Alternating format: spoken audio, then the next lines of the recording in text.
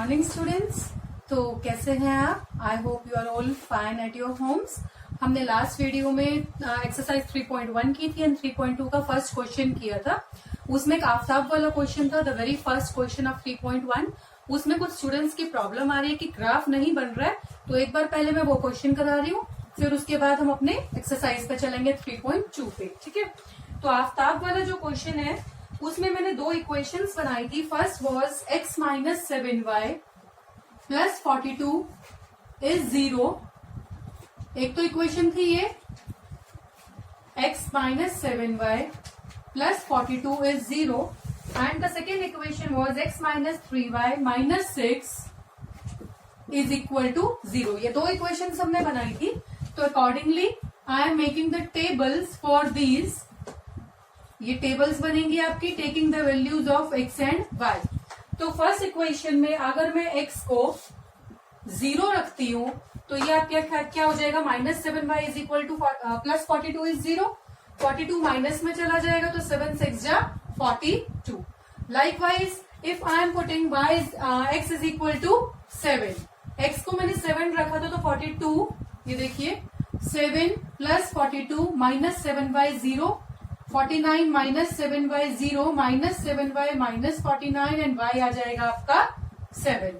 ठीक है, उसके बाद इन द सेकेंड इक्वेशन अगर मैं x को 0 रखती हूँ तो ये मेरा minus 3y minus 6 equal to 0 हो गया, तो माइनस 3y इक्वल टू 6 हो गया and y is equal to कितना आ गया, minus 2। Likewise if I am putting y equal to 0, y को 0 रखने के बाद x माइनस 6 0 है तो x की वैल्यू कितनी आ गई, 6। ये दो आपकी टेबल बन गई है। इसके बाद you have to make the graph. This is x axis, x dash, y and y dash. ठीक है, इसके बाद I am taking the scale of 10 units. तो वैसे 6 7 तक है, यू कैन टेक इट 5 और जो भी आपको सुटेबल लगे।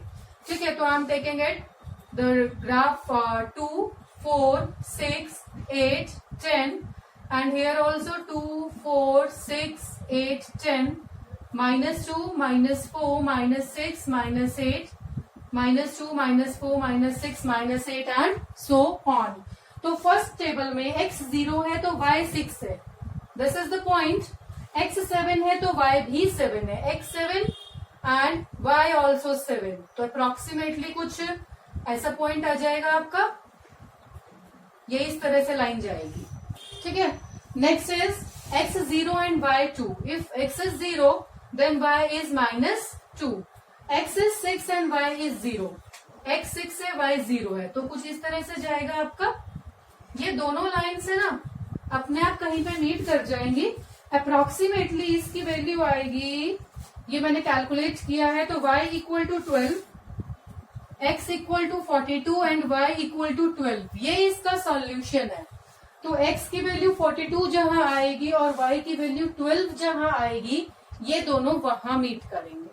ठीक है, तो ये अगर आपको मीट कराना है इसी ग्राफ में, तो ये जो आपने 2 4 6 8 का स्केल लिया, इसको आप 10 20 40 करके ले लीजिए या 5 5 करके ले लीजिए, तो आपको ये इंटरसेक्शन भी यहीं पे शो हो जाएगा।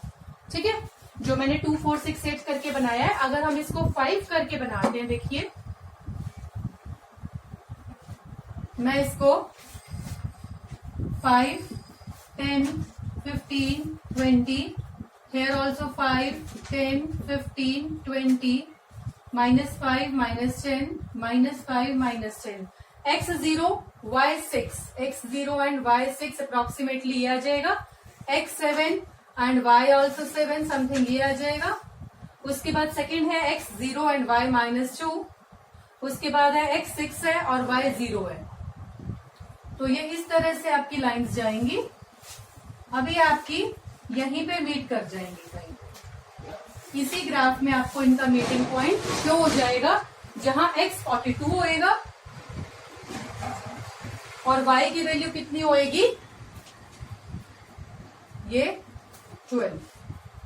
ठीक है, y की वैल्यू 12 और x की वैल्यू 42 जहां आएगी वहां ये ग्राफ आपका मीट करेगा। अप्रोक्सीमेशन है, बोर्ड पे इतना क्लियर नहीं हो पाता। Now 3.2 question number 2। मैंने आपको फर्स्ट वीडियो में सेकंड वीडियो में समझाया था कंसिस्टेंट लाइंस क्या होती हैं। पेयर ऑफ सॉल्यूशंस जैसे हम निकालते हैं, किन इक्वेशंस का आपका नो सॉल्यूशन होएगा, यूनिक सॉल्यूशन होएगा, या फिर इनफाइनाइट सॉल्यूशंस होंगे, ये बताया था। तो उसी को एक बार रिवाइज कर रही हूँ। फॉर एग्जाम्पल मैंने ये भी बताया था फॉर्मूला क्या होता है, A1/A2 equal to B1/B2 and C1/C2। ये तीन चीजें होती हैं। अगर हमारे पास दो इक्वेशंस हैं, A1x B1y plus C1 equal to 0, A2x B2y plus C2 equal to 0, तो इसमें A1 A2 क्या होता है, coefficient of x, B1 B2 coefficients of y, C1 C2 क्या होता है, कॉन्स्टेंट्स। तो हम ये लिख सकते हैं रेशियो। फिर हमें क्या देखना है, अगर आपका A1/A2 not equal to B1/B2 है, पहली दो वैल्यूज कंपेयर करी, नॉट इक्वल टू आ गई है आपकी, तो मैं क्या लिखूंगी, if A1/A2 is not equal to B1/B2, तो ये रहेगा यूनिक सॉल्यूशन। यूनिक सॉल्यूशन का मतलब इंटरसेक्टिंग लाइंस होती है, वो इंटरसेक्ट करती हैं एक पॉइंट पे, और इसको क्या बोला जाता है, कंसिस्टेंट सिस्टम भी बोला जाता है, मतलब कोई ना कोई सॉल्यूशन है। ठीक है, इसके बाद अगर A1/A2 B1/B2 के इक्वल है और फिर C1/C2 के भी इक्वल हो जाता है, मतलब तीनों वैल्यूज इक्वल हो जाती हैं आपकी, A1/A2 equal to B1/B2 equal to C1/C2, तो इसका मतलब वो लाइंस कैसी होंगी, कोइंसिडेंट ओवरलैपिंग लाइंस होंगी, तो इनफाइनाइट सॉल्यूशंस होंगे इनके, कोइंसिडेंट पेयर ऑफ लाइंस। ठीक है, तो दोनों केसेस में सॉल्यूशन तो है ना, इस केस में एक सॉल्यूशन है, इस केस में बहुत सारे सॉल्यूशंस हैं, तो ये कैसे सिस्टम है, कंसिस्टेंट, कंसिस्टेंट सिस्टम है, मतलब सॉल्यूशन है। और अगर हमारा A1/A2 B1/B2 के इक्वल है, पर आगे हमने देखा तो ये नॉट इक्वल आ गया, C1/C2 के नॉट इक्वल आ गया, तो क्या होता है, ऐसे पेयर ऑफ लाइंस का हमारे पास कोई सॉल्यूशन नहीं होता। नो सॉल्यूशन का मतलब दे आर पैरेलल लाइंस। ठीक है, पैरेलल जा रही है तभी तो कहीं मीट नहीं करेंगी, और ऐसे पेयर को हम क्या बोलते हैं, inconsistent. This is inconsistent system. ये बातें मैंने बताई थी आपको ग्राफ के साथ। अगर अभी नहीं याद आ रहा तो एक बार आप प्रीवियस वीडियो देख लेना, सेकेंड वाली। ठीक है, now moving on to the question number 2। हमें क्या करना है, एक पेयर ऑफ लाइंस दी हुई है 5x minus 4y plus 8। First है क्वेश्चन सेकेंड का first part, 5x minus 4y plus 8 equal to 0 and 7x plus 6y minus 9 equal to 0। ये लाइनें दी हुई है हमें, और हमें ये बताना है कि ये एक पॉइंट पे इंटरसेक्ट करेंगी, पैरेलल होंगी, या फिर ओवरलैप करेंगे। तीन ही कंडीशंस है हमारे पास, या तो यूनिक सॉल्यूशन होएगा, या फिर वो कोइंसिडेंट होंगी आपकी, या फिर वो पैरेलल लाइन होगी। तो हमें ये बताना है इसमें से कौन सा है। नाउ अगर हमें इन लाइनों में से A1, A2, B1, B2 की वैल्यूज निकालूंगी तो वो क्या आएगा, ये देखिए,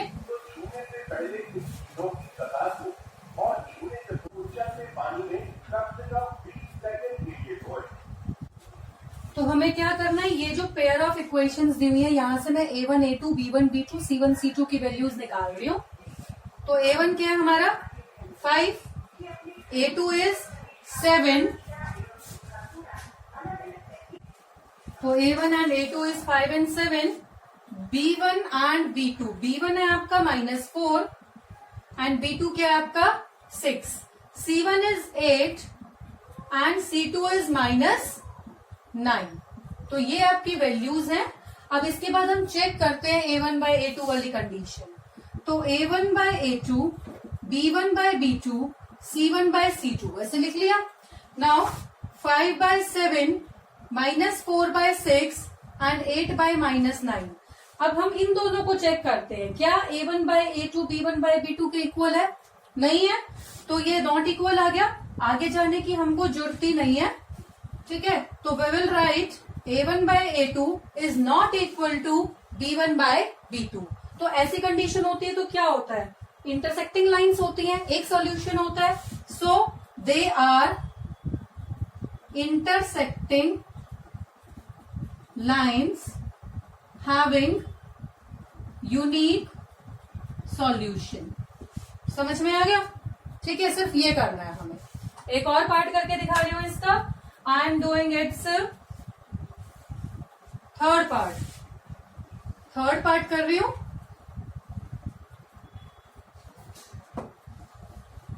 थर्ड पार्ट में 6x minus 3y plus 10. 6x minus 3y plus 10 equal to 0 and 2x minus y plus 9. 2x minus y plus 9 is equal to 0. यहां से मैं a1, a2, b1, b2, c1, c2 की वैल्यूज निकाल रही हूं. तो a1 क्या है मेरा 6, a2 is 2 क्योंकि कोफिशिएंट x के लेनी है. सिमिलरली b1 एंड b2 -3 और -1 लगा लो यहाँ पे. ठीक है. उसके बाद c1 एंड c2 10 एंड 9. ये हो गई values. Now I am putting it in the formula. तो a1 bye a2, b1 by b2 and c1 by c2 तीनों को हम रेशो में लेके आते हैं. I am getting 6/2 -3 by -1 and 10 by 9. अब यहां देखिए माइनस से माइनस कैंसिल हो गया. इसको सिंपलेस्ट फॉर्म में लेके आ रही हूँ. 2 1 2, 2 3 6, 3/1, 3/1 ये दोनों तो इक्वल है. अब आगे चलते हैं. क्या ये 3/1 इसके इक्वल है? नहीं है. तो हमारा a1 बाय e2 इक्वल है b1 बाय b2 के, but not equal to c1 by c2. तो कौन सी कंडीशन है? पैरेलल लाइंस की. ठीक है. तो क्या लिखेंगे? Therefore these are pair of parallel lines having no solution. ठीक है. This is your complete question. बस ऐसे ही करना है हमें. a1, a2, b1, b2 की वैल्यूज निकाल के उनका रेशो चेक करना है. अगर पहले वाला इक्वल आ जाता है तो हमें आगे जाना. अगर पहले वाला ही नॉट इक्वल आ जाता है तो फर्स्ट कंडीशन हो गई. तीनों इक्वल आ जाते हैं तो सेकेंड कंडीशन. ये इक्वल है और ये नॉट इक्वल है तो आपकी थर्ड कंडीशन है. ठीक है. Now moving on to the question number 3. इसमें हमें बताना है कि पेयर ऑफ लाइंस कंसिस्टेंट है या इनकंसिस्टेंट. फॉर एग्जांपल यही क्वेश्चन है. अब आप ये बताइए ये कंसिस्टेंट है या इनकंसिस्टेंट. देखो लिखा हुआ है पैरेलल लाइंस क्या होती हैं? इनकंसिस्टेंट. तो आप यहां लिख देंगे देयरफॉर इट इज इनकंसिस्टेंट. तो इनकंसिस्टेंट भी बता दिया हमने. अगर हमारे पास इन दोनों में से कोई आंसर आ जाता या तो यूनिक सॉल्यूशन या इनफाइनाइट सॉल्यूशन जो हमने इससे पहले किया था जैसे, तो उसमें हम क्या लिखेंगे? It is consistent. बस इतना ही लिखना है. ठीक है. तो एक क्वेश्चन करके दिखा रही हूं मैं आपको थर्ड का. Question number 3 I am doing its 5th part. बीच में से एक और कर लेते हैं. पहले हम कर रहे हैं इसका second part. Question number 3 and second part. It is 2x minus 3y equal to 8 and 4x minus 6y equal to 9. ये आपका क्वेश्चन है. कंपेयर कर रहे हैं a1x, b1y एंड c1 वाली जो दो इक्वेशंस हैं. तो यहां से a1 और a2, b1, b2, c1, c2 इनकी वैल्यूज निकाली जा सकती है. a1 2 एंड 4, a1 a2 2 4 हो गया. -3 एंड -6, -3 -6. और ये देखो ये 8 और 9 हमारा वहां पे इक्वल टू 0 में है ना. तो हम इन इक्वेशंस को कैसे लिखेंगे? -8 -9 इक्वल टू 0. LHS में ले आए सारा. ठीक है. नाउ c1 c2 क्या है हमारा? -8 और -9 वैल्यूज आ गई. अब हमें सारे को ना इक्वल टू 0 में रखना होता है. ये स्टैंडर्ड फॉर्म में लेके आना होता है पहले इक्वेशंस को. After that I am checking for a1 by a2, b1 by b2 and c1 by c2. इस कंडीशन के लिए चेक करती हूँ. तो इसका मतलब 2/4, -3 by -6 and -8 by -9. पहले दो को चेक करते हैं. 2 1 जा 2, 2 2 जा 4, 3 1 जा 3, 3 2 जा 6, minus minus cancel. 1/2, 1/2, minus minus cancel. 8/9 ये है आपका. अब ये दोनों इक्वल है और ये इसके नॉट इक्वल है. तो कौन सी कंडीशन है? थर्ड वाली. No solution, parallel line. Consistent की फॉर्म में क्या है? ये कंसिस्टेंट है या इनकंसिस्टेंट? इनकंसिस्टेंट. तो हमें लिखना है therefore these are parallel lines having no solution and therefore consistent. ठीक है, तीनों चीजें लिख दो, समझ में आ गया। आफ्टर दैट इसका एक और पार्ट कर रही हूं मैं, फिफ्थ पार्ट। बाकी पार्ट्स आप खुद ट्राई कीजिए, मैं इसका फिफ्थ पार्ट आपको करके दिखा रही हूं।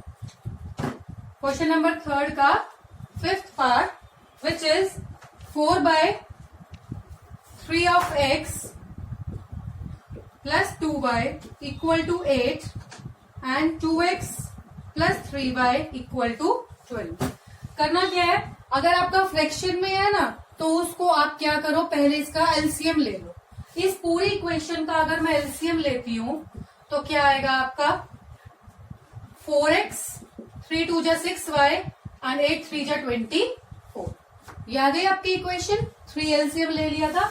इसके बाद ये आपकी दो इक्वेशंस हैं, this is first and this is second.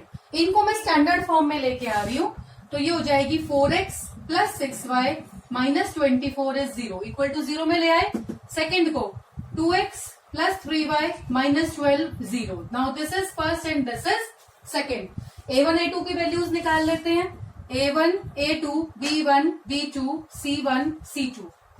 तो ये आपकी वैल्यूज आएंगी 4 and 2 6 and 3